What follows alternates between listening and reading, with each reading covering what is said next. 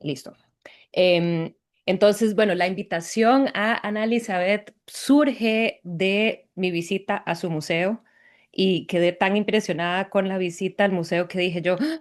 Ana, me tenés que hablar a mis estudiantes, por favor, ¿estarías dispuesta a abordar el tema de curaduría? Que yo no sabía honestamente que...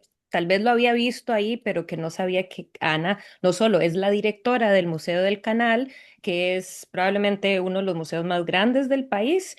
Ahí nos podrás definir exactamente pues, el espectro de museos o dónde se sitúa. Em, en ese sentido, pero pues sabía que era directora, pero no sabía que curaba exposiciones. Y entonces cuando visité el museo y quedé tan impresionada con lo que vi, pues le pedí que me viniera a hablar sobre sus procesos curatoriales y aprovechar, especialmente en el contexto de nuestro curso, el momento en el que nos encontramos dentro del curso que ustedes pues están iniciando con las propuestas de sus exposiciones. Entonces, después de la charla con Ana, nosotros seguimos conectados y voy a estarles hablando sobre esa propuesta y lo que tienen que preparar para eso. Pero pensé que sería muy bonito poder iniciar con unas palabras, una charla que tal vez nos pueda inspirar. Y bueno, definitivamente yo nací en años en que estaba sucediendo todo este conflicto en Panamá y verdaderamente nosotros, costarricenses, somos vecinos de Panamá y sin embargo desconocemos por completo toda esa historia. A mí eso no se me habló en ningún momento cuando yo crecí, todo lo que estaba pasando por allá. Uno sí veía la cara de Noriega en periódicos y tal, pero pues no era tan presente en mi vida. Y definitivamente mi visita al museo pues me esclareció lo importante, lo urgente que es abordar la memoria histórica, traerlo a colación y hablar sobre estos temas que muchas veces son incómodas, son complicadas, no hay consenso sobre lo sucedido, ¿verdad? Entonces es un arduo trabajo, no es nada fácil y es algo que pues Ana Elizabeth ha llevado desde que empezó sus labores en el museo. Entonces, ahora sí, la parte así oficial para presentarles a Ana Elizabeth, es directora ejecutiva y curadora en jefe del Museo del Canal de Panamá, donde desde el 2020 lidera una ambiciosa renovación institucional, que como les digo, pues he quedado súper impresionada con ese trabajo. Bajo su dirección, el museo ha diversificado sus narrativas históricas, modernizando sus espacios y colecciones, y se ha convertido en un punto de encuentro cívico y cultural en Panamá. Entre muchos logros, ha impulsado un programa público que triplicó la asistencia respecto a la etapa previa a la pandemia y creó una residencia de artistas, fortaleció la colección que hoy supera 35.000 objetos y obras y estableció un fondo para nuevas adquisiciones de arte contemporáneo. Ana Elizabeth también ha abierto caminos a nivel internacional. En el 2020 encabezó la primera participación de Panamá en la Bienal de Venecia con un pabellón nacional. Antes de asumir la dirección del Museo del Canal, trabajó como agregada cultural de Panamá en el Reino Unido, fue directora del programa en la Galería de Arte Contemporáneo, el sitio histórico London Museum Bloomberg Space y más tarde dirigió la Fundación FAOU de la reconocida artista japonesa Mariko Mori. Actualmente preside el capítulo panameño del Consejo Internacional de Museos, o sea, el ICOM Panamá, y participa en redes regionales e internacionales del sector cultural con un enfoque en gobernanza en particular. Y es arqueóloga de formación, lo cual es chivísima. Y tiene estudios en curaduría, gestión cultural y comercio ilícito de bienes culturales en el Reino Unido y España. Y también, si no me equivoco, corríjame, Ana, también tenés un bachi en administración. Entonces, eso es súper importante para Sí. poder liderar una institución.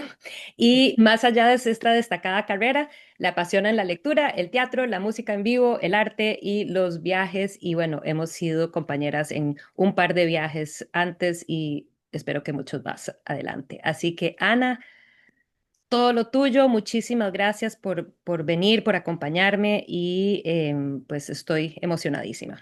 Gracias, querida. No te escucho. Muy emocionada de compartir.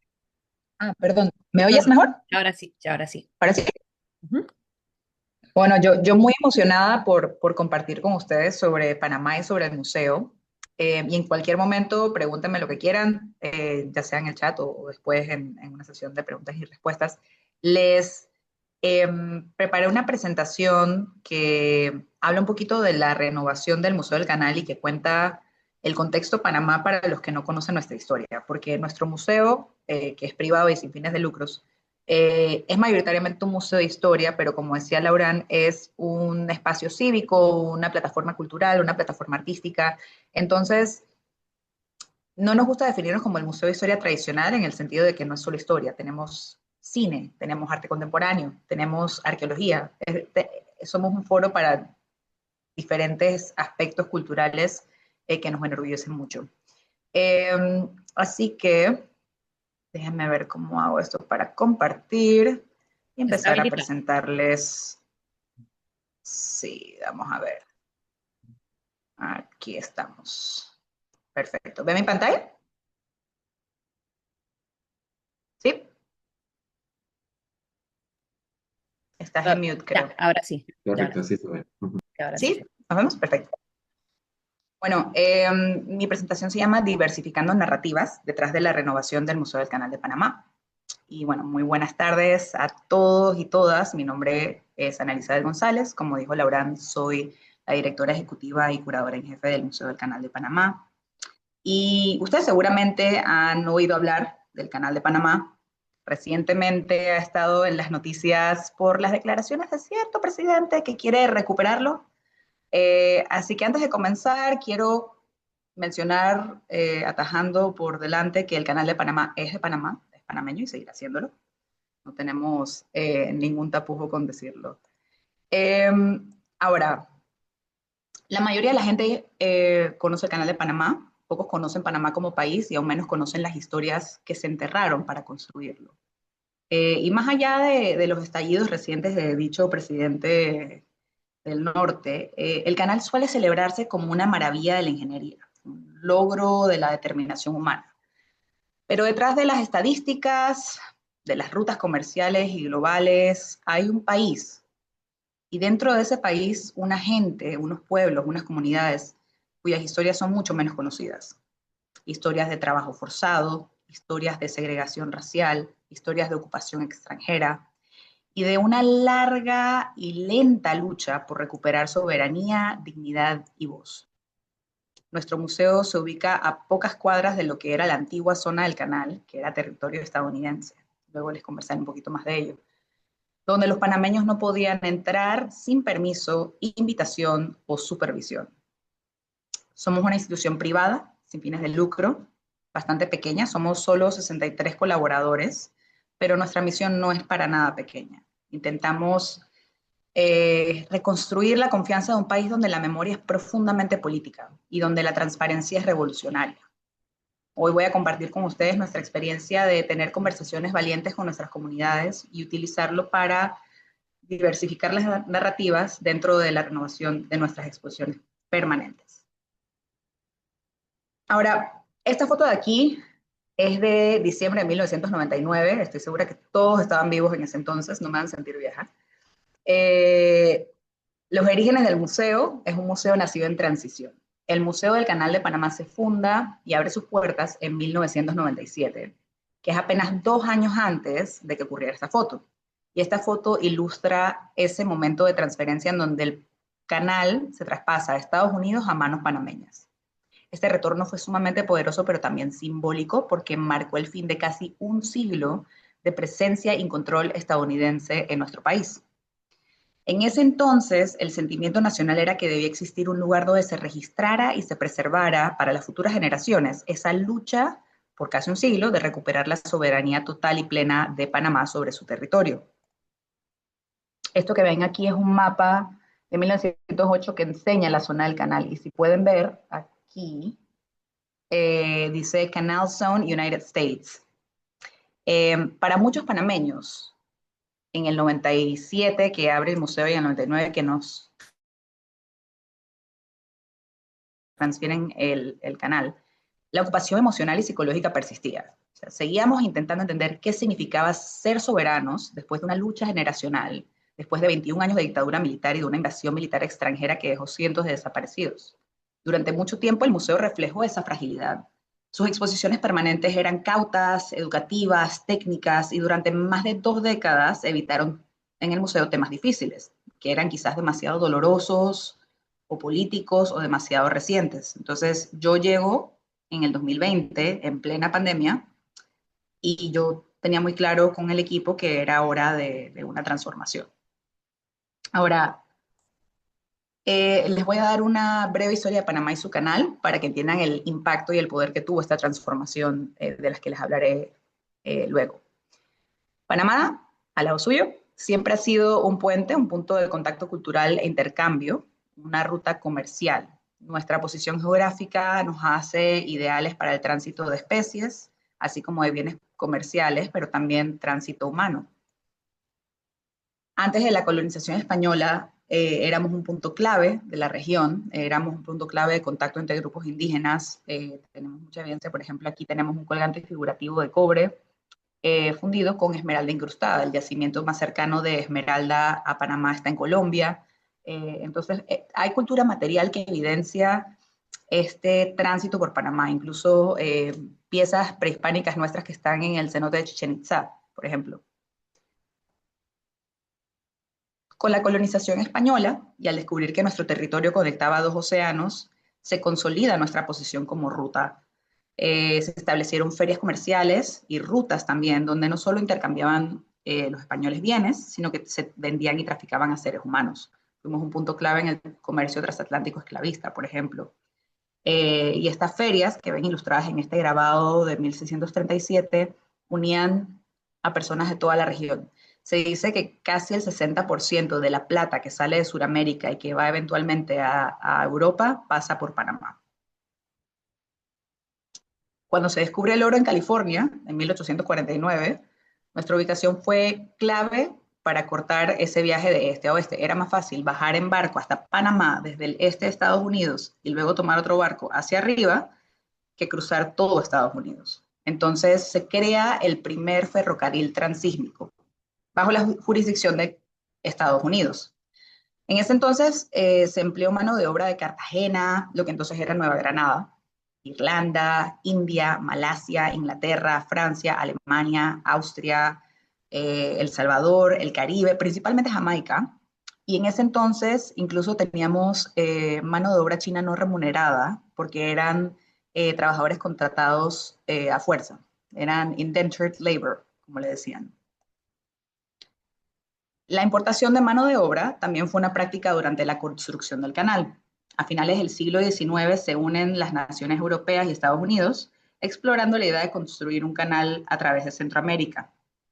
La propuesta Panamá fue seleccionada como la ruta más corta y esa propuesta, que fue por unos franceses, tuvo los derechos para construir un canal. Pero en ese entonces la mala gestión de fondos, enfermedades, pérdidas de vida y las condiciones climáticas finalmente arruinan el proyecto francés.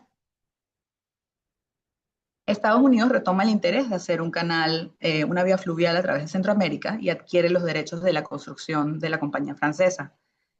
En 1903, Panamá se independiza y 2 semanas después firmamos un tratado con Estados Unidos que le otorgaba los derechos sobre el terreno y los recursos para construir lo que hoy conocemos como el Canal de Panamá.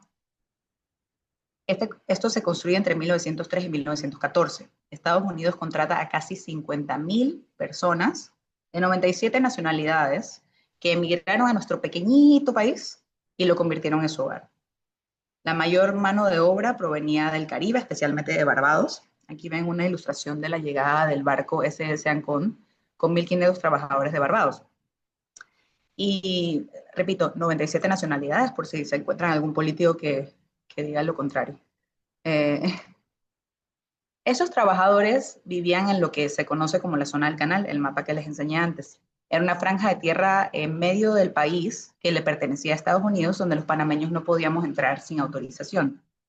Allí se implementaron leyes de segregación como tenía Estados Unidos en la época, pero en vez de blancos o personas de color, existía un sistema de planilla que se llamaba la planilla de oro y la planilla de plata. Los estadounidenses blancos cobraban en oro americano, gold roll, planilla de oro, y los demás en plata panameña, silver roll o planilla de plata. Pero no solo eran salarios, la diferencia en vivienda, en alimentación, en educación y en derechos era abismal, especialmente para las personas provenientes del Caribe. Y es en estas circunstancias que se construye el Canal de Panamá, que fue inaugurado en 1914. Durante casi un siglo, los panameños lucharon por su soberanía. El tratado original nunca fue traducido al español y se interpretó para favorecer los intereses estadounidenses. Muchas comunidades marcharon, grupos civiles también, estudiantes protestaron y perdieron la vida, se rompieron relaciones diplomáticas, en fin, una gran lucha generacional, pero no fue hasta 1977 que se firmaron nuevos tratados, trazando el camino para la eventual retirada de la presencia estadounidense del suelo panameño. Pero la ruta no fue lineal. En las décadas que pasaron, el país tuvo que soportar una dictadura militar liderada por Manuel Antonio Noriega, que era un agente de la CIA, y puesto ahí por ella, hasta una invasión militar estadounidense que pueden ver en estas fotografías, que volvió a colocar el futuro del país en manos de un poder extranjero.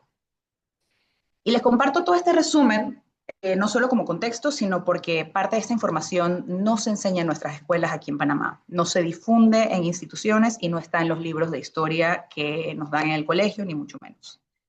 Nuestro museo, a pesar de su misión, tampoco mostraba esta historia. En agosto del 2020, cuando llego a Panamá, yo estaba en confinamiento por la pandemia. El edificio del museo estaba cerrado, no teníamos visitantes, no teníamos colegios, no teníamos programas públicos. Y ese momento de quietud nos dio espacio para pensar qué tipo de museo queremos ser. No solo post pandemia, sino post silencio. Vivimos globalmente tiempos polarizados y en Panamá, como en otros lugares, la memoria es política. Los museos pueden ser espacios de borrado o espacios donde se reconocen historias difíciles y se visibilizan perspectivas diversas. Entonces nuestro objetivo se vuelve simple pero radical. Ganarnos la confianza de una nación siendo valientes con su historia. Y decidimos arriesgarnos y ser los primeros y hasta ahora únicos que hablamos de temas que en este país no se hablan. Renovando nuestra estructura, nuestra estrategia y nuestras exposiciones. Ahora, aquí les enseño, por ejemplo, cómo se veía una exposición llamada La vida en la zona del canal antes del 2020. Tengo mucho que decir, pero Laura, yo creo que tú no habías visto esas fotos. Así se veía antes de que yo llegaba y la razón de que yo llegara y la razón por la que decidimos que esta exposición debía ser la primera en renovarse no fue solo porque era la más vieja, sino porque como pueden ver en los maniquíes, la vida en la zona del canal no se ve muy diversa, al menos no refleja 97 nacionalidades de diversidad. Se ve muy blanca. Eh, Había muchas cosas por señalar, por ejemplo, el diseño desactualizado, texto sobre fotos, sobre más texto. Pueden ver que en algunas ocasiones no se aprecia ni la foto de atrás, ni se puede leer bien el texto por el color de sí sobre esa textura. El hecho de que también todo esto estaba únicamente hecho en español, a pesar de que en ese momento la mayoría de nuestro público era turista. Se diseñó sin pensar en qué mensaje se está llevando el visitante, cuál es el objetivo de esta exhibición, para quién es esta exhibición, ¿no? ¿A quién le estoy permitiendo hablar en esta exhibición? ¿Qué estoy mostrando? Y, ay, John Stevens, pobrecito, no era inclusiva. Compartía la grandeza de los ingenieros como este, que hicieron posible el canal, pero no las vidas de las miles de personas que lo construyeron. Y yo no podía evitar sentir que la historia que narraba estaba muy como esterilizada, que las partes más difíciles de contar habían sido invisibilizadas o borradas, y al igual que todas las personas que dedicaron su vida al canal, estaban ausentes. ¿Dónde estábamos nosotros? ¿Dónde estaba ese territorio multicultural que trajo tanta diversidad de tradiciones a nuestra gastronomía, a nuestra música, a nuestro arte, a nuestra cultura? ¿Por qué no estábamos hablando de que la mayoría de la gente en esta zona no tenía los mismos derechos ni las mismas condiciones de vida de los que estaban en el poder? ¿Era realmente más importante mostrar el té o la tarde de té de esta gente en un maniquí, que era bien creepy, eh, que mostrar que nuestro país y entender por qué nuestro país tenía viviendas, educación y planillas segregadas. ¿Por qué nuestro sistema judicial tenía leyes que permitían a los estadounidenses encarcelar a cualesquiera que consideraran perezoso o con el cargo de merodeador, que mayoritariamente eran personas afrocaribeñas, y obligarlos a trabajar para pagar su libertad como si fuera una versión moderna de la esclavitud? Además del contenido, el espacio en sí no era acogedor. O sea, si ustedes fueran visitantes y entran a este espacio, miren la cantidad de texto, miren la iluminación, miren los colores, miren la imagen sobre texto, la cantidad de objetos, en dónde están situados, hacia dónde tengo que mover los ojos para verlos en vez de poder continuar una mirada lineal. ¿Qué les inspira a hacer este espacio? ¿Leer? Esto es lo que a mí me inspira a hacer. Romper narrativas desactualizadas, diversificar el contenido del museo y transformar por completo su exposición. Compartiendo, sí, el progreso de la ingeniería del siglo XX, pero también las condiciones reales de lo que era la vida en la zona del canal. Ahora, les voy a compartir 5 lecciones, yo creo que son las más difíciles de asumir en un rol como este. La primera fue enfrentar los silencios, porque las narrativas inclusivas requieren humildad institucional. Y nuestro primer reto fue reconocer esos silencios, esos vacíos en nuestras exposiciones, en nuestra investigación e incluso en nuestra colección. Y esto, como les digo, requiere mucha humildad porque tener la disposición de cuestionar lo que creíamos saber como profesionales, como institución, y de confrontar nuestros propios sesgos y puntos ciegos es difícil. No todo el mundo lo quiere hacer. Algunos miembros del personal, por ejemplo, habían trabajado en el museo durante años y no veían que el contenido tenía nada malo. Entonces, a veces parecía que cuestionar la narrativa del museo significaba cuestionarlos a ellos y el trabajo que ellos por tantos años habían llevado a cabo. Cuando empezamos este proyecto, no todos se quedaron. Hubo gente que se fue, que decidió dejar de trabajar aquí porque no estaban de acuerdo, pero quienes sí se quedaron, lo hicieron para ayudar a sentar una base más sólida sobre lo que queríamos construir y reconociendo esas ausencias. Y comenzamos fortaleciendo, aquí les pongo un videito de cómo se ve el museo, por cierto, es un edificio histórico. Comenzamos fortaleciendo el corazón de la institución, que es su gente. Hoy el Museo del Canal de Panamá tiene un equipo multidisciplinario de 63 profesionales y cada uno aporta una perspectiva única a nuestra misión compartida. Este equipo no solo trabaja dentro de las paredes del museo, sino que sale a las comunidades para escuchar, para aprender y para visibilizar las historias que durante mucho tiempo han quedado fuera. Construir confianza con esas comunidades requiere un coraje institucional no solo para actuar, sino también para confrontarnos a nosotros mismos. Y seguir haciéndolo porque este trabajo nunca termina, es algo que es constante y esa autorreflexión tiene que verse reflejada constantemente. La segunda lección fue que la transparencia invita a la participación. Incluso con un equipo ya reforzado y sólido, nosotros enfrentamos un gran desafío que fue el acceso a recursos bibliográficos. Muchos de los temas que queríamos explorar, como las realidades de la vida segregada en la zona del canal, ni siquiera, como les mencionaba antes, se enseñaban en las escuelas de Panamá. Teníamos algunas referencias fundamentales, bibliografía que estaba bastante conocida, pero queríamos ir un poquito más profundo. No solo irnos por los pocos libros que uno siempre citaba, sino archivos históricos, personales, cartas, relatos en primera persona. Como les mencioné antes, esto fue durante la pandemia, entonces viajar y acceder a este tipo de información era casi imposible. Así que hicimos lo que la transparencia permite, que es pedir ayuda.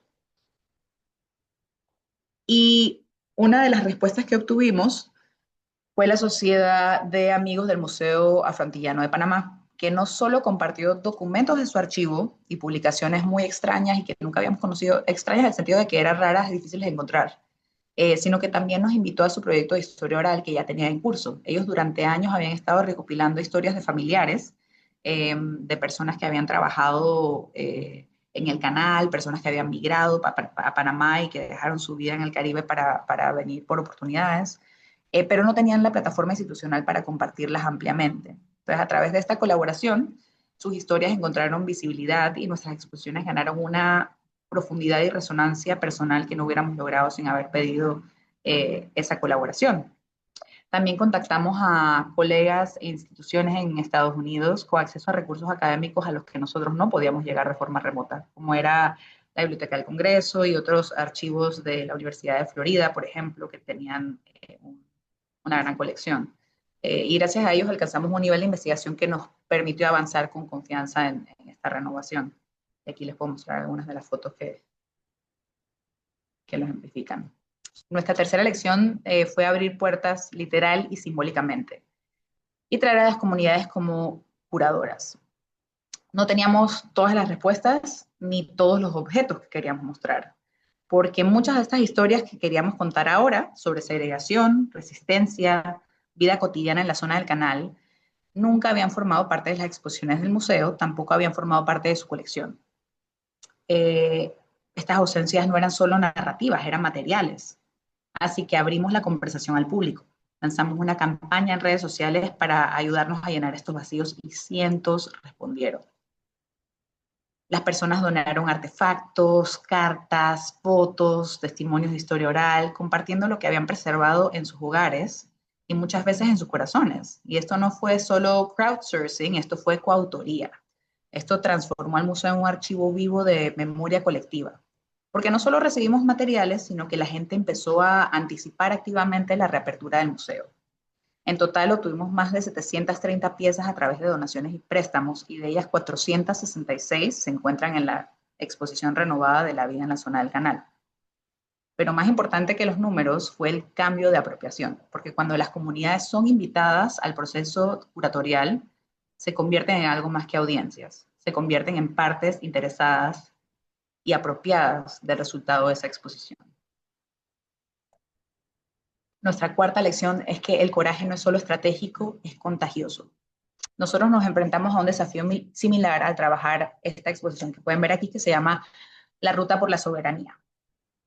Durante muchos años, las exposiciones permanentes del museo habían saltado de la zona del canal directamente a la firma de los tratados de 1977, que pueden ver en esta foto, omitiendo 2 décadas de régimen autoritario y el contexto complejo y doloroso en el que se firmaron estos tratados. Esto no era solo una omisión histórica, era un silencio colectivo. Porque de 1968 a 1989 Panamá vivió una dictadura militar, primero bajo el general Omar Torrijos Herrera, que es este amigo que ven aquí, y luego bajo Manuel Antonio Noriega, que era conocido agente de la CIA. El periodo no terminó con una transición pacífica, sino con una invasión militar estadounidense en 1989 llamada Causa Justa, que dejó a cientos de muertos y aún muchos desaparecidos. En un país aún herido, tanto por la autocracia del régimen como por una intervención extranjera, la gente vive versiones radicalmente diferentes de la misma historia. Así que en vez de elegir volcarnos por una sola verdad, creamos espacio para muchas. Nosotros lanzamos este website que pueden ver aquí, que es cuéntanostuhistoria.org. Es una plataforma digital donde la gente puede compartir testimonios, fotos, documentos o artefactos de la época de forma anónima o no. Y ese coraje de recordar en voz alta resultó contagioso. El sitio sigue creciendo y las historias continúan moldeando cómo entendemos este capítulo de nuestro pasado compartido que nunca es conversado en otra institución. Sin embargo, gran parte de esta historia sigue ausente de los libros de textos, de las aulas, de los espacios públicos. Es un tema que no se habla. Y nuestro museo se ha convertido en el primer y único espacio en Panamá en nombrar estos nombres, en documentar las voces que fueron silenciadas, en reconocer la resistencia y honrar a quienes todavía están desaparecidos. Ahora, nuestra quinta lección es: donde termina el archivo, comienza el arte. La historia puede contarnos qué pasó, puede darnos hechos, pero el arte nos ayuda a entender cómo el pasado sigue moldeando nuestro presente, cómo resuena en nuestros cuerpos, en nuestros paisajes, en nuestra política, y por eso creamos FARO, que es nuestro programa anual de residencias artísticas. Cada año invitamos a artistas panameños o residentes en Panamá a trabajar junto a nuestro equipo, nuestros archivos y nuestras comunidades para producir intervenciones específicas. Su papel no es solo ilustrar la historia, sino interrogarla, tensionarla, cuestionar nuestras suposiciones y llenar silencios que el archivo quizás no puede. En el 2023, Yana Dedier, artista panameña de ascendencia afrocaribeña, creó Cuidado Comunal Radical y Liberación, un conmovedor tributo a la vida interior de las mujeres negras en la zona del Canal, mujeres que habían sido invisibilizadas en nuestro museo y en nuestra memoria nacional. Su obra nos ofreció espacio para la ternura, para el duelo y la dignidad, un recordatorio de que cuidar también es resistir. En el 2024, Alfredo J. Martís creó bombas no detonadas o municiones no detonadas, que es un proyecto que exploró el legado oculto de la actividad militar estadounidense en la selva panameña, en particular pruebas de armas químicas, infraestructura de bases abandonadas en la antigua zona del canal y comentarles que incluso hoy hay personas que siguen resultando heridas o muertas por estas municiones remanentes. Esto es algo de lo que nuevamente no se habla, no se conversa. A través de la fotografía, archivos, abstracción y videoarte, Alfredo J. Martí enfrentó las consecuencias a largo plazo de esta ocupación y nos hace preguntarnos qué tipo de soberanía es realmente posible en un país cuando la propia tierra sigue armada. Y actualmente tenemos el trabajo desarrollado por la artista Nalena Tejera, que se llama 1432 kilómetros cuadrados de humillación, que es un proyecto que rastrea el legado de la ocupación militar estadounidense en la antigua zona del canal. A través de performance, fotografía y ritual, ella recorre con un hilo rojo, esto ancestral de protección contra el mal de ojo, conectando el Pacífico con el Atlántico de la antigua zona del canal. Y su obra nos hace preguntarnos qué hacemos con un paisaje moldeado por la violencia, por ejemplo. ¿Es abandono? ¿Es algo no resuelto? Y ahora que el gobierno estadounidense retoma entrenamientos militares en Panamá, retoma este interés en volver a llegar a sus bases, en retomar la zona del canal, el canal y otras cosas, ¿qué nuevos usos pueden tener estos espacios bajo un posible poder o invasión extranjera una vez más para nuestro país? Estos artistas nos ayudaron a ver el museo no solo como guardián de la historia, sino como un espacio vivo, interrogativo, en evolución. Y gracias a su trabajo, junto con los desafíos que hemos enfrentado y los riesgos que hemos asumido en el camino, hemos aprendido algunas cosas, que se las resumo aquí nuevamente, que las narrativas inclusivas requieren humildad institucional, la transparencia invita a la participación, la co-creación construye apropiación, el coraje no es solo estratégico, es contagioso, y donde termina el archivo comienza el arte. Pero ha funcionado, porque una cosa es tratarlo y ahora hablemos de resultados, ¿no? Esto es lo que hemos visto. Nuestras cifras se han duplicado en visitantes en los últimos 3 años. Comunidades que antes evitaban al museo ahora traen hasta sus hijos. Personas mayores que nunca habían entrado ahora se sienten reconocidas en nuestros espacios. Jóvenes usan nuestras exposiciones como punto de partida de activismo, porque la confianza no surge de una sola buena exposición, surge de la consistencia, de presentarse una y otra vez y decir, te vemos, tu historia es importante y la vamos a proteger. Y también surge de conversaciones valientes, las que invitan a la transparencia, las que construyen el tipo de confianza que todos necesitamos para avanzar juntos. Esta foto me encanta compartirla porque es del 9 de enero de 1964, un día que se conoce como el Día de los Mártires. Estos son estudiantes de un instituto nacional de secundaria que fueron a protestar en contra de la presencia estadounidense en la zona del canal. Muchos de ellos fueron asesinados por su protesta pacífica. La confianza no se construye con silencio, se construye eligiendo hablar, especialmente cuando hay mucho en juego. Y en el Museo del Canal hemos aprendido que la neutralidad puede ser peligrosa, especialmente en lugares donde la soberanía ha sido frágil y vuelve a ser cuestionada. Somos un museo construido en un terreno disputado, un lugar donde potencias extranjeras decidieron nuestro futuro y donde el pasado aún resuena en los titulares de hoy. Por eso creemos que los museos deben ser más que lugares de memoria, deben ser plataformas de verdad, de comunidad, de dignidad. Y en momentos como este, cuando vuelve a surgir la pregunta de quién posee nuestra tierra, nuestro trabajo y nuestra historia, recordamos que contar la verdad no es solo un acto de memoria, es un acto de soberanía. Y en Panamá sabemos mejor que nadie que la soberanía no se regala, se construye, se defiende y debe recordarse, protegerse y contarse. Así que muchas gracias.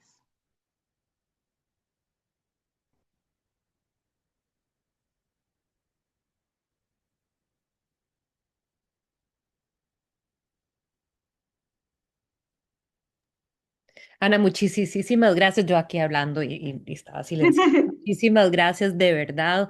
Eh, Siempre una inspiración. Honestamente, no entiendo, honestamente, así hablando, colega, amiga, de dónde nació ese coraje, esa valentía de venir a cambiar por completo el asunto. Y que entonces, bueno, asumo que los estudiantes también tendrán sus preguntas, entonces vayan formulándolas, los que tengan ahí preguntas que quieran hacer, pero yo voy a aprovechar para preguntarte eso. Volvés a Panamá después de estar fuera del país X cantidad de tiempo, no me acuerdo cuánto tiempo fue, volvés al país y decidís hacer algo totalmente arriesgado.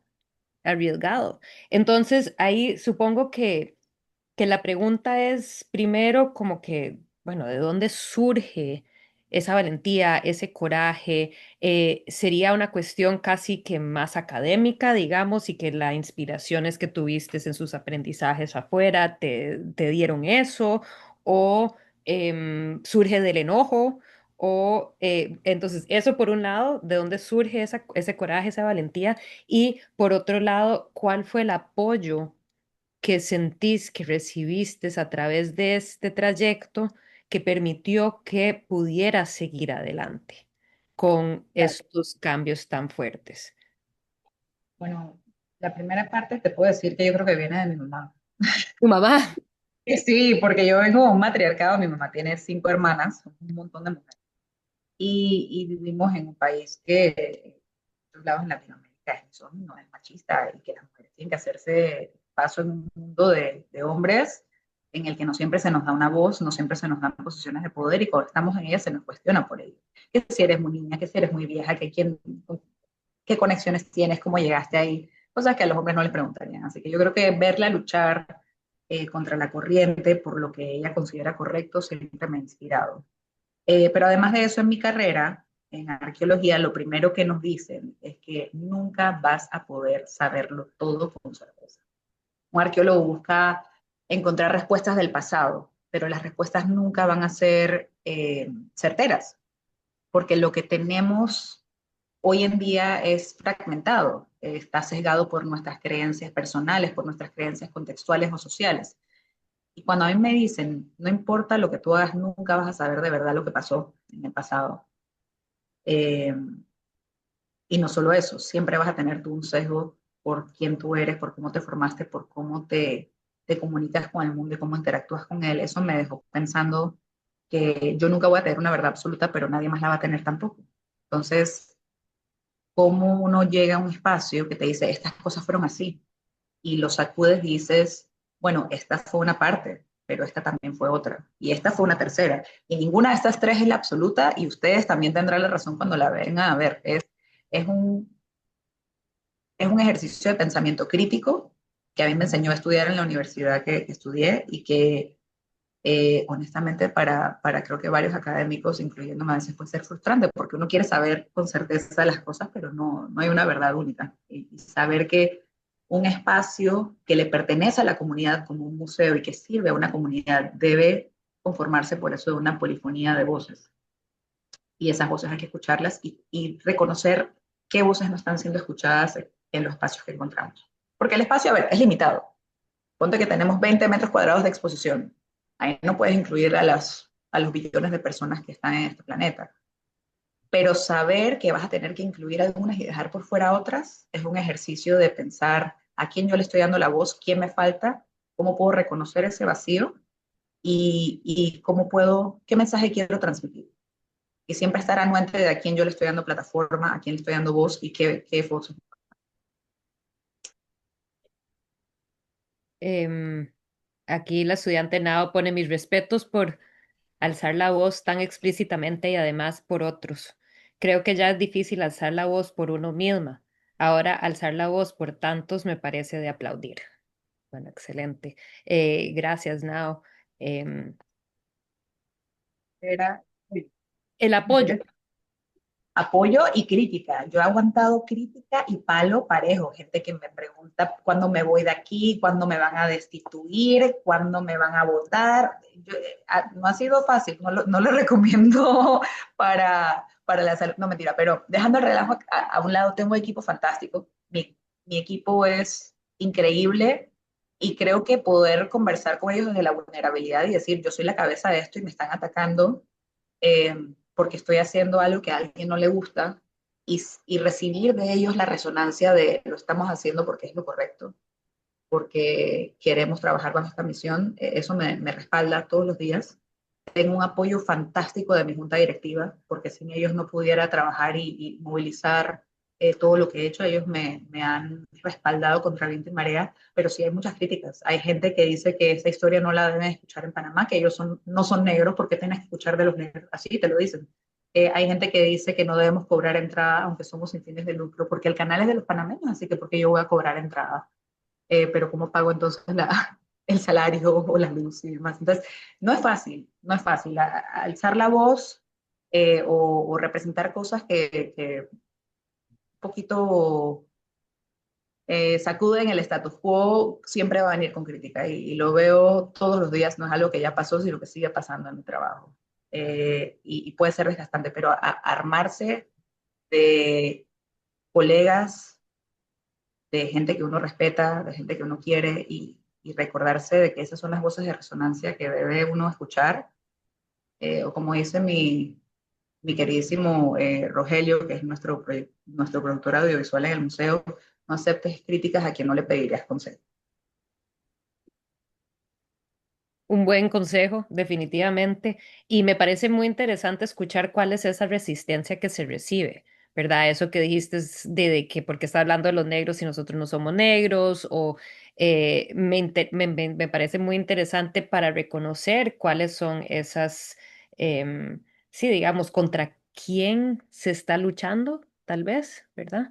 Em, Minorías políticas también tienen fanáticas de la Sí, los que dictadura. les gustaba el diorama con los maniquís del cafecito, ¿verdad? Y que de cierto modo me hizo pensar muchísimo el proyecto de Faro y los proyectos que han llevado estos artistas, que obviamente son acciones artísticas de crítica institucional, y me hizo pensar mucho en Fred Wilson, en Mining the Museum, ¿verdad? Y como que, porque también son ese teapot y como que esas cuestiones de plata pero le mete ahí no se llaman mancuernas, ¿cómo es que se llaman esas cosas? Los grilletes. Los grilletes, exacto.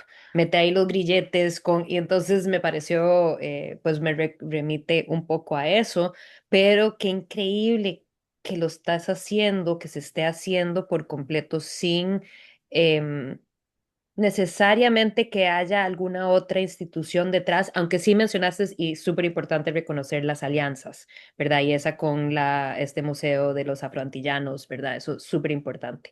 Pero me detengo acá porque yo podría seguir hablando. Yara, adelante. Sí. Hola, muchísimas gracias, de verdad, porque me pareció súper interesante. Yo no conocía la historia del Canal de Panamá. Em, Creo que la presentación fue, aunque muy general, muy precisa. Y me hizo mucho pensar en el impacto, no solo económico, porque creo que esa es la idea que tenemos nosotros del Canal de Panamá, sino cultural. O sea, que de verdad fue un punto de inflexión en la cultura del país, como esas migraciones tan masivas. Y también a lo largo de este curso creo que fue un ejemplo clarísimo de los conceptos que hemos estudiado como de este proceso al cambio a las nuevas museologías. Y yo como que a menudo durante el curso me he preguntado quién es el museo, como a quién representa el museo y a quién se dirige. Y me pareció increíble esta parte sobre las donaciones, de que las personas empezaron como a donar y se volvió, vos lo dijiste, un archivo vivo de memoria colectiva. Me pareció impresionante porque sí, claro, en este momento el museo es la gente y su público es la gente también, como se vuelve algo circular. Y la pregunta que tenía es si existen, vos dijiste que hay como muchas críticas de personas o incluso dentro del museo, pero las hay como de otras instituciones gubernamentales, o no sé si hay, qué tanta autonomía tiene el museo, si tiene que responderle al Ministerio de Cultura, por ejemplo, o si reciben como trabas de ese tipo. Bueno, esto es off the record. Eh, Nosotros no dependemos del Ministerio de Cultura ni del Estado, porque somos totalmente privados, no dependemos de fondos estatales, aunque mucho los necesitamos, pero en parte creo que eso nos permite la independencia en contenidos. Eh, sí tenemos proyectos con el Ministerio de Cultura para proyectos puntuales.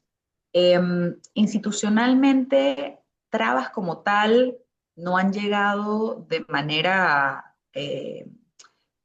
no han llegado de manera de ataque frontal, pero sí una llamadita por aquí, que oye, yo soy fulano, mengano, cuidado con lo que estás diciendo. Oye, yo soy ministro no sé qué, creo que deberías reconsiderar ese contenido. Nadie te lo dice como, o vienen a visitarte. En estos días tuve una visita de gente de mucho poder en el museo, y una de las personas me empezó a cuestionar que por qué hablábamos de una dictadura cuando teníamos que hablar del canal. Y yo le dije, bueno, porque el contexto donde nos dan el canal es una dictadura. ¿Y cuál es el costo humano de firmar esos tratados cuando no había libertad de expresión, cuando se desaparecían a personas que iban en contra de dicha dictadura, aunque protestaran por los tratados del canal? ¿Quién habla de eso? No vamos a hablar nada más de lo bonito, de que bien que el canal es panameño ahora y no del costo humano que trajo. Y la persona está en súper desacuerdo conmigo y piensa que hay que hablar de héroes, pero a mi parecer hay que hablar de humanos. La historia está compuesta por humanos. No hay héroes, no hay villanos, hay personas que toman buenas o malas decisiones. Y en mi caso, a mí no me gusta hablar de personajes específicos, sino de la comunidad como un todo. Obviamente hay firmantes o hay, de acuerdo, o hay presidentes que hay que mencionar porque son parte específica de un momento, pero a mi parecer el situarnos como contexto en lo que está sucediendo es lo importante. Y por suerte, y toco madera, no ha llevado al punto de censura, pero creo que definitivamente si fuéramos un museo estatal no podríamos estar diciendo lo que estamos diciendo porque hay un partido político, por ejemplo, que fue naciente durante la dictadura y que todavía está circulando. Entonces, si ese partido estuviera en el poder y yo fuera un museo estatal, no se me permitiría decir lo que estamos diciendo. Qué fuerte. Gracias. Sí, qué increíble pensar que en la actualidad todavía existen estos conflictos. Uno pensaría, por lo menos nosotros que vivimos como en la burbuja de lo académico, pensamos que es algo muy normal y que es lo que hay que hacer, pero qué increíble pensar que está generando tanta polémica. Eran contenido de museo, por ejemplo, la primera vez que pusimos la bandera LGBT fuera del museo, la gente horrorizada, dije, espérate, ¿cómo que el museo se está posicionando con un tema tan, yo como que no, aquí se respeta a todo el mundo. Entonces, como que esa idea de que el museo es un sitio para todos, para todes, para todas, o sea, es algo que todavía a la gente le puede chocar un poco, ¿no? Porque piensan que sus creencias tienen que ser representadas, pero cuando tus creencias y las mías no van, entonces espérate, no, tú no puedes representar eso. Es complicado, pero uno tiene que siempre tener la posición de escucha. Uno no se puede ir de antagonista, aunque quisieras a veces. Eh, Uno tiene que poner la posición de escucha y ver cómo nunca todo el mundo va a estar conforme. Nunca todo el mundo le va a decir, wow, me encanta tu exhibición, tu exposición, me parece feliz. No, no le vas a gustar a todo el mundo, es imposible. Pero siempre que uno tenga su norte y su misión, cuál es, y la siga, eso es lo importante. Sí, y que creo que eso que decís es súper interesante, súper importante de la escucha, porque cuando uno brinda el espacio para escuchar, muchas veces, y entonces, por ende, una plataforma para que cierta perspectiva se dé a conocer, em, se reconoce sus fallos. ¿Verdad? Se reconoce que no está bien, que no está bien sólido o bien consolidada la argumentación y tal. Entonces, la única manera que eso puede quedar visible es dándole espacio. O sea, eso nos pasó con la definición de museo definitivamente. Sí, Todas las visiones muy conservadoras era así, ok, hablen, expliquen. Por ejemplo, una colega que estaba muy en contra del uso de sostenibilidad. Y entonces resultaba que era que en francés todavía no se suele usar durabilité tanto, entonces era como más una incomodidad con la palabra, pero quedó palpable después que era por eso y no por el tema de que estaba en contra del concepto de sostenibilidad. Pero bueno, Andrés, gracias, Yara. Genial, excelente pregunta. Gracias. Primero, de nuevo, igual gracias también por la charla y por las palabras. Tomé algunas notas que de hecho me parecieron súper, casi que hasta lo puedo volver como motos, digamos, de vida. Me pareció muy interesante eso de ver el museo no como crowdsourcing, sino como coautoría. Eh, entonces, algunas de estas ideas me parecieron muy importantes y primero quería reconocerlo. Eh, bueno, creo que de ver cómo se fue trabajando, digamos, no solo con otras instituciones del museo, sino también el pedirle a las personas que participaran, eh, creo que va con esa línea bueno, que por lo menos interpreté de mostrar la verdad, pero no ver como una única verdad del museo, como esto es lo que el museo quiere imponer, como lo que ocurrió en la historia para el canal, sino cómo en general la comunidad, como usted indicaba, ganó confianza con las diferentes exhibiciones y de esa forma, eh, creo que con eso la colección y las exhibiciones se hacen más completas. Pero con base en esto mismo tenía la duda de más bien, ya que digamos las verdades son incómodas, ¿qué tan difícil es, principalmente para, como usted decía, en las escuelas no se enseña eso, entonces, ¿qué tan difícil es o como qué estrategias tal vez son las que se han visto que son más efectivas al comunicar ese tipo de perdón, de información con estudiantes o con gente que, digamos, está en esa edad como para que sean más efectivas? Muchas gracias. mira, te voy a contar una anécdota. Nuestro primer dictador, y cualquier panameño fan de él, me escucha aquí y me manda no sé, nuestro primer dictador se llamaba Omar Torrijos Herrera. Y cuando nosotros abrimos la sala de la Ruta por la Soberanía, la primera visita escolar era a un colegio que se llamaba Escuela Omar Torrijos Herrera. Entonces, yo me quedé como que, Dios, aquí empezó, me van a cerrar la sala, me van a votar, me van a despedir, ¿cómo va a ser? Y bueno, tristemente, los estudiantes del colegio ni siquiera sabían el trasfondo de la historia del hombre por el cual ese colegio estaba bravo. Porque yo pensé que iba como a sacudirle no sé, su moto de colegio, lo que fuera, era una escuela pública, pero me pareció muy irónico. Yo entrené al personal y a mi persona, nos capacitamos en algo que se llama primeros auxilios psicológicos, porque este es un tema que terminó en el 89. La invasión de Estados Unidos fue en el 89 y todavía hay familias que no han identificado a sus víctimas o no se les ha dado respuesta de dónde están sus cuerpos. Hay personas que se dice que fueron torturadas y desaparecidas, que no han sido reconocidas. En fin, hay todavía legados de esto que trasciende. Yo no estaba viva en el régimen militar, pero me cuentan familiares o me cuentan personas conocidas mayores que yo de cómo, de cómo lo vivieron. Y creo que una de las cosas más importantes para nosotros era cómo tenemos esta conversación de un tema tan terrible y que todo el mundo va a tener un lado. Porque o tu familia era militar, o tu familia era resistencia, o tu familia se vio beneficiada por un régimen, o tu familia se vio afectada negativamente por un régimen. Eh, en cualquiera de los casos, si un niño o niña llega a su casa después de una visita, es que, oye, mami, ¿tú qué hiciste? O papá, ¿tú dónde estabas con la dictadura? ¿Qué? ¿Quién te dijo de dictadura? Cuéntame. No sé. Eso va a generar una conversación intergeneracional, que era lo que nosotros queríamos empezar a decir, porque es un silencio muy ensordecedor en este país. Y eso va a generar roces. Entonces, los primeros auxilios psicológicos lo que te enseña es cómo mediar eh, posibles reacciones de trauma, posibles eh, outbursts, que ahora se me está yendo la palabra en español, como estallidos emocionales, quiebres emocionales, rabias, críticas que puedan los mediadores tener, ¿no? Y por suerte no hemos tenido ningún incidente así demasiado eh, preocupante, pero sí nos toca explicarle a chicos jóvenes, ustedes saben que es una dictadura, ustedes saben cómo qué es un régimen autocrático, obviamente si son muy chiquitos hay cosas que no expresamos en detalle, pero hemos intentado tomar de ejemplo otros museos de la memoria o museos de derechos humanos que hablan de estos temas y cómo los abordan en sus programas educativos, para hablar de derechos humanos sin generar demasiado trauma en las edades pequeñas, pero sí es algo que nuestra búsqueda de ese diálogo intergeneracional no siempre va a ser bien recibido porque un papá que no quiere hablar de ese tema o una mamá que tuvo un pasado incómodo, si tu familia no quiere hablar de eso y empieza esa conversación necesaria que yo creo que es para socialmente sanar también una herida país, creo que estamos haciendo nuestro trabajo, aunque incomode.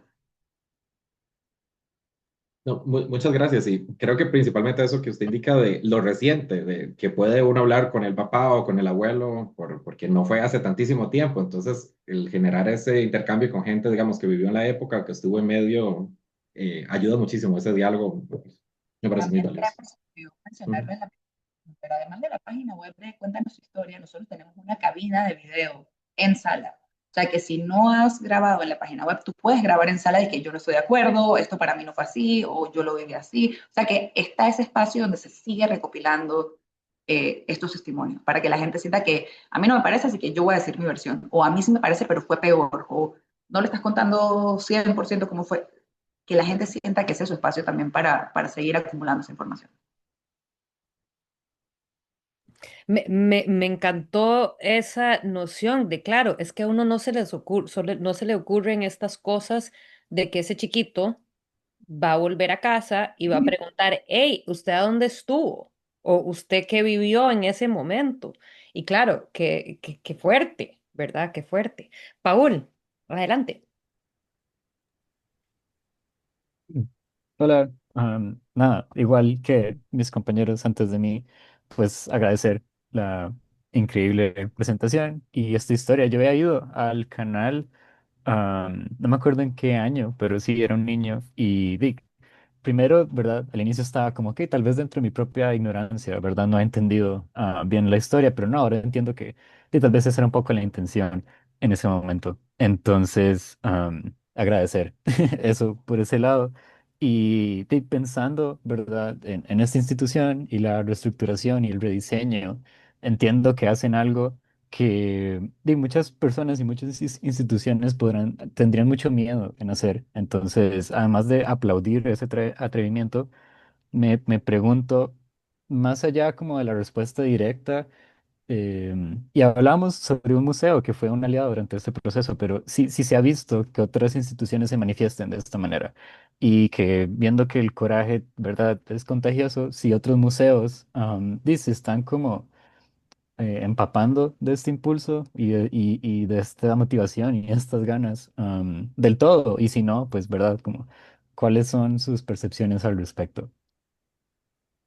Ok, si entiendo bien, si hemos contagiado a otros museos de hacer lo mismo, y tu primera parte de la pregunta, perdón, ¿cuál era? Sí, no, eso. Creo que Ah, ok. hablé mucho, pero Em, ajá. en Panamá no hay demasiados museos, me gustaría que hubieran muchos más, y la mayoría son estatales. Lastimosamente no son operativamente tan activos por falta de fondos o de profesionalización. Nosotros, por ejemplo, nuestra universidad no tiene carrera ni en museología, ni historia del arte, ni muchas otras disciplinas que serían vitales para nuestro sector cultural. Así que si en algún momento quieren venir a Panamá a trabajar en los museos, bienvenidos. Pero además de eso, sí tenemos muchos eh, aliados profesionales. Yo diría que sí he sentido mucho el respaldo de gestores culturales, de otros curadores que dicen, wow, este museo es el que hay que visitar porque mira que ustedes se atrevieron o quiero hacer mi evento aquí. E incluso el sector privado me hacen una feria comercial no sé dónde y me traen a la gente acá. O sea, mucha gente que ha dicho, esto es un antes y un después y queremos que este sitio se visite, queremos traer a nuestros clientes, a nuestras familias. O sea, hemos visto ese backing y creo que en cuanto a otros museos, es que temáticamente no hay así tanto de historia. Está el Museo de la Libertad y Derechos Humanos, que ahorita mismo expresa los derechos humanos y su historia, y creo que tienen planeado hacer un pabellón de la dictadura eventualmente. Esto lo tenían planeado mucho antes de mi renovación con el equipo, pero ellos nos prestaron también piezas de su colección mientras ellos lo abren para que puedan exhibirse tras sala que habla de la dictadura por mientras. Así que son alianzas que irrumpen con eso y espero sigan siendo multiplicadoras, ¿no? Voy pasándoles algunas fotos, chicos, al chat, nada más para que sepan, porque tengo fotos de la visita con la cabina de grabación y, Ah, digamos, sí. el texto para que se den una idea de cómo se le acerca a ese público y cómo se le solicita, digamos, esa participación, por lo menos in situ, para que puedan ver eso. Y sí, definitivamente. Por lo menos nosotros, yo fue a un congreso que tenía que ver con conservación de patrimonio y esa gente pues buscó la alianza con el Museo del Canal, ¿verdad? Entonces creo que cada vez más se va reconociendo más y más que es como que el museo o por lo menos uno de los museos más importantes del país, ¿verdad? Y entonces cuando uno anda buscando aliados en lo que es el mundo de patrimonio, en diferentes lugares, pues ya surge ahí. Y entonces creo que eso debería de dar por lo menos una sensación de no estar tan solito. Pero bueno, súper complicado. Hablar en diferentes, o sea, la restauradora ha ido a presentar a ciertos sitios, nuestro equipo de exposiciones, nuestros investigadores, como que sí estamos mostrando esta experiencia para que se tome de referencia y no es porque nosotros la hagamos perfecto, nos vamos a equivocar mil veces y seguimos aprendiendo y meteremos la pata y seguiremos metiéndole y seguiremos evolucionando, pero sí contar no hay que irse a las Europas o a Estados Unidos para hablar de colonización o de renovación nosotros somos a mucha honra un museo centroamericano y un museo centroamericano de lujo. Entonces creo que usar más referencias de nuestra región es súper importante para enseñar lo que nosotros podemos lograr también. No tomar necesariamente modelos que quizás no se adecúan a lo que nosotros necesitamos. Sebastián, Sí, bueno, hola. Y bueno, primero muchísimas gracias por su tiempo y muchísimas gracias por la oportunidad. Qué pena. Pero bueno, mi pregunta tenía que ver un poco con respecto a la administración en sí del museo, más bien con su, por así decirlo, naturaleza doble con respecto a qué es la directora y la curadora. ¿Usted siente, bueno, primero, cómo es esta dinámica? ¿Y usted siente que esto es una ventaja? ¿Se entrelazan los roles o las tareas que tiene que realizar? ¿O puede sentir que en algún aspecto puede llegar a ser negativo? Pero ahondo en la respuesta. Creo que en mi posición es posible por mi experiencia y por el tamaño del museo. Yo tengo una doble licenciatura en Administración de Empresas y Arqueología y luego maestrías en Curaduría y Gestión del Arte y Diplomacia Cultural Internacional, entre otros diplomados.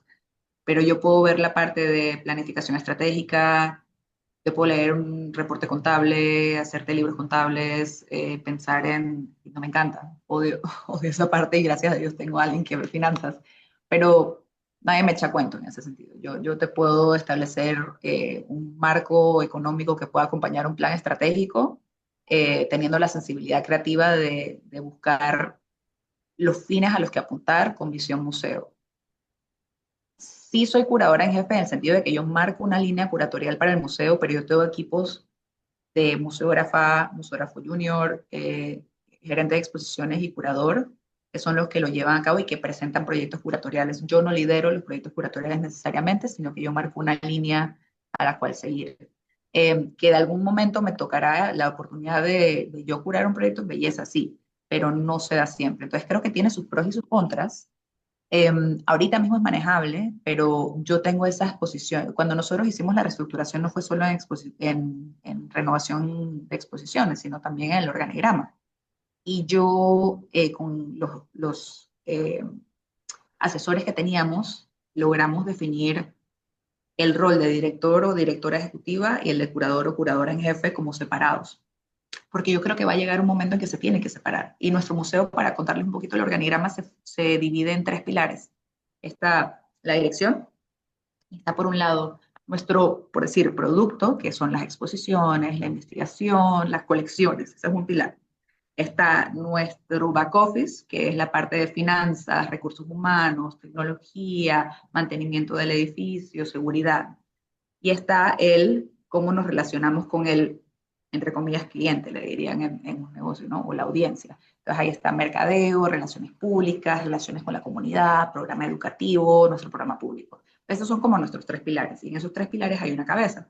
Está la dirección operativa y de administraciones, está la curadora en jefe, que soy yo ahorita, y está la persona que dirige el mercadeo y las relaciones interinstitucionales y con la comunidad. Y todas esas tres cabezas deben reportar a una dirección.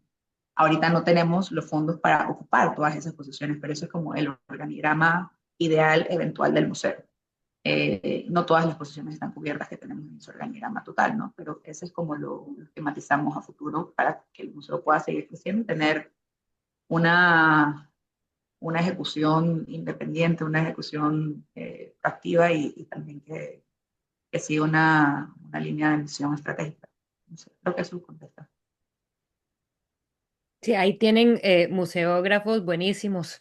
El equipo museográfico, pues supongo que es bajo la dirección suya también, ¿verdad? Pero tienen algunos elementos que me parecieron muy buenos. No sé si alguno de ustedes estuvo, creo que tal vez Sofía estuvo conectada en la charla del sábado, pero ahí hay uno del teléfono, de la llamada Gary Johnson. Chiari con ¿cuál era? Con Johnson. Y Johnson, sí. Sí, el día, creo que fue ese día de 1964, el 9 de enero, entonces, y que eso, me pareció todo eso como que un momento tan conmovedor, em, y que lo que hacen, lo que hicieron en el museo es que tienen ahí un teléfono, entonces y es un teléfono de época, entonces uno como que ya tiene como la experiencia en sí, vacilona, de estar así tocando un teléfono de época, y además uno junta el teléfono y escucha la llamada, es buenísimo, buenísimo ese elemento entre, bueno, muchos otros, pero ese sí me había llamado mucho la atención, y supongo que a muchos les llama la atención, pero es una forma muy creativa. Personas que no han visto ese teléfono que lo aprietan pensando que va a ser como un iPhone. Sí, Repita eso, es que a veces al inicio cuando empezás a hablar no se les escucha bien. ah, Ya. perdón, no, que mucha gente no sabe que ese era teléfono que se le hacía la vuelta, entonces lo aprieta como si fuera un iPhone o algo. Ahí te das cuenta de la edad de la gente. Bueno, sí, es como, ¿cómo se dice que te llamo después o te llamo después? Ajá. Eh, pero bueno, no sé si alguien más tiene alguna pregunta o duda. Yo tal vez quisiera aprovechar y preguntarte, porque es un tema que estamos trabajando ahorita con el documento este que estamos redactando de ICOMLAC. em, para vos, en tu experiencia allá en Panamá, ¿cómo describirías la diferencia entre, o para usted, cuál es la diferencia entre autonomía e independencia? Es una buena pregunta. En cuanto a la gestión, ¿te refieres? Sí, y tal vez podés aprovechar, digamos, tal vez podés ir respondiendo también, comentando, porque habías dicho que no son, o sea, son sin fines de lucro, pero no son estatales, entonces tal vez también explicar un poco la fundación, es explicar cómo que se construye eso, de dónde viene la plata, o sea, que es del Museo del Canal y que ellos tienen una fundación. Entonces, tal vez como que abordar o pensar la respuesta a partir de una explicación de esa estructura, o sea, cuál es tu autonomía en relación al canal propiamente, en relación a la fundación, o sea, todo eso. Porque si no me equivoco, la fundación es parte del canal, o sea, ¿cómo es que funciona eso? Sí, yo creo que no dependemos. Que en este caso de autonomía es la capacidad de autogestión en áreas técnicas, es decir, en temáticas curatoriales, operativas. Implica que nosotros como museo, siendo autónomos, podemos tomar decisiones en aspectos de lo que mencionaba antes, el guión, la narrativa, la línea gráfica, línea curatorial, contratación. O sea, yo no requiero aprobación, por ejemplo, de un Estado o de otro ente o de políticas del momento o coyunturas para armar como institución decisión en aspectos del museo. O sea, y en ese sentido puede haber un financiamiento mixto, es decir, que no depende de un solo ente, puede ser financiamiento público, puede ser financiamiento privado, pero así se conserva como al margen de una influencia en cuanto a las decisiones técnicas y profesionales o injerencias directas de intereses políticos, por ejemplo, o patrocinadores. Te diría que mencionar autonomía es como un estatus más funcional en cuanto a la gobernanza y el grado de separación operativa de otros intereses, quizás. Nosotros, por ejemplo, somos los que decidimos nuestras tarifas. O sea, yo lo llevo a una junta directiva, nosotros tenemos un patronato conformado por 25 asientos, la mayoría independientes, y le ofrecemos al Estado asientos que tienen voto, pudieran ser elegidos a junta directiva, normalmente no se proponen, pero el plan estratégico en sí es elaborado por el museo, presentado a la directiva para aprobación. Y te diría que independencia en ese sentido sería como la parte más jurídica. A mi saber, por ejemplo, independencia lo vería como el hecho de que somos una ONG, personalidad jurídica propia, la personalidad legal quizás, la, el planteamiento estructural y legal de una organización para gestionar fondos, para firmar convenios. Entonces ahí mi independencia es el patronato, porque yo, por ejemplo, yo no soy la persona legal del museo. La persona legal del museo es el presidente de la junta directiva. Entonces, si yo voy a firmar un convenio interinstitucional, la persona que lo firma es el presidente o la presidenta de la junta directiva. Si yo voy a abrir una cuenta de banco, lo tiene que abrir el patronato te digo, el presidente del patronato, ¿no? Pero eso implica también que no existe una, diré yo, autoridad jerárquica externa en cuanto a, por ejemplo, Ministerio de Cultura, Dirección de Museos, eh, patronato, sino que el patronato es totalmente independiente. Y respondiendo a cómo nosotros operamos económicamente, nosotros tenemos casi un 30% de nuestros costos cubiertos por entrada, que no es para nada despreciable, pero obviamente no es suficiente para operar. Nosotros también estamos en un edificio histórico que pudieron ver brevemente en el video. Ese edificio es de 1874, pero el costo de mantenerlo es bien difícil. Entonces usamos a veces salones de este museo como espacios de alquiler. Tenemos un mini auditorio, entonces eso lo alquilamos para presentaciones corporativas, lanzamientos de productos, noches de cine, y nos aliamos con otras empresas u otras instituciones que nos ayudan a ver modelos de autogestión en ese sentido. Por ejemplo, el Festival de Cine de Panamá se proyecta en los cines comerciales, pero tiene algunas sesiones en ese auditorio que es como más íntimo, más retro, la gente le gusta esa onda. Eh, Hay corporaciones que quieren también hacer sus fiestas de Navidad aquí y contratan gente. O sea, son como modelos de poder recaudar fondos prestando el espacio y siendo una plataforma para el espacio. Y el resto lo recaudamos por contrato de servicios. Lastimosamente esto implica que tenemos que ofrecer servicios fuera de nuestro trabajo del día a día. Y yo, por ejemplo, ya que no hay mano de obra calificada en Panamá, ofrezco como museo servicios de restauración de piezas, servicios de asesoría patrimonial, servicios de asesoría de colecciones privadas o institucionales. Entonces, sí trabajo, por ejemplo, con el Canal de Panamá, que me contrata para que lo asesoremos en plan patrimonial o en conservación de su arqueología industrial o maquinaria histórica y algunos tratamientos así. Y bueno, y también está la parte del mecenazgo del patrocinio, tanto individual como de fundaciones. Nosotros recibimos, por ejemplo, nuestro programa de residencia artística está cubierto por el Banco Mercantil, que es un banco venezolano con sede en Panamá. Ellos nos financian los rubros viáticos y honorarios de los artistas que participan en el programa de residencia artística, y también tenemos una fundación que se llama Fundación Sus Buenos Vecinos, que son quienes patrocinan el programa educativo para las escuelas que no pueden pagar las entradas. Nunca les denegamos entradas, las incluimos dentro de un programa que trae a estudiantes de áreas de difícil acceso o de riesgo social, y cubrimos no solo el transporte y la visita al museo, sino una comida también. Entonces hay varias modelos mixtos en ese sentido de cómo operar económicamente el museo. Pero siempre necesitamos plata, y sí, creo que siempre vamos a necesitar plata como cualquier otro museo. Así que si pensaban hacerse mucho billete de esta carrera, No, les no. tengo una mala noticia. Sí, no, pero Por definitivamente, amor a bueno, la...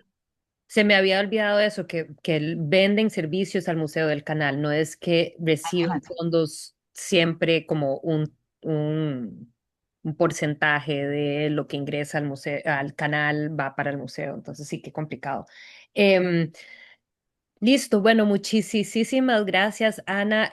Vieras que uno de los puntos finales que quisiera hacer o señalar y que me recuerda de mi visita a Panamá es cómo el museo puede ser parte de lo que actualmente llamamos desarrollo sostenible, ¿verdad? Pero definitivamente uno puede ver en ese casco antiguo de Panamá que en la última década o dos se ha venido tratando de pues hacer un espacio em, más acogedor para el turista principalmente, pero para cualquier panameño, porque ahí pues comimos riquísimo en un restaurante exquisito allá en el casco, ¿verdad? Entonces se ha convertido, se está convirtiendo en un lugar donde ir tanto para el turista nacional como el turista internacional, y que creo que ahí el museo juega un papel fundamental, aun si es simple y sencillamente y me acuerdo que me dijiste qué tan complicado es iluminar ese edificio y pagar la iluminación, pero qué tan importante para ese espacio ya más grande del casco antiguo tener este edificio bonito, iluminado, para que uno pueda sentirse seguro en ese espacio. Entonces también ese, como que toda esa relación simbiótica que se puede tener en tantas maneras con la sociedad en su entorno, pues todo eso es parte de la sostenibilidad y fomentar la sostenibilidad pues, en la sociedad en general. Así que un museo que definitivamente podemos decir que cumple con la definición de museos, eso, Anae. Y nada, agradecerle nuevamente su generosidad porque sé que tenés una inauguración hoy en la noche y tenés mil cosas más que hacer.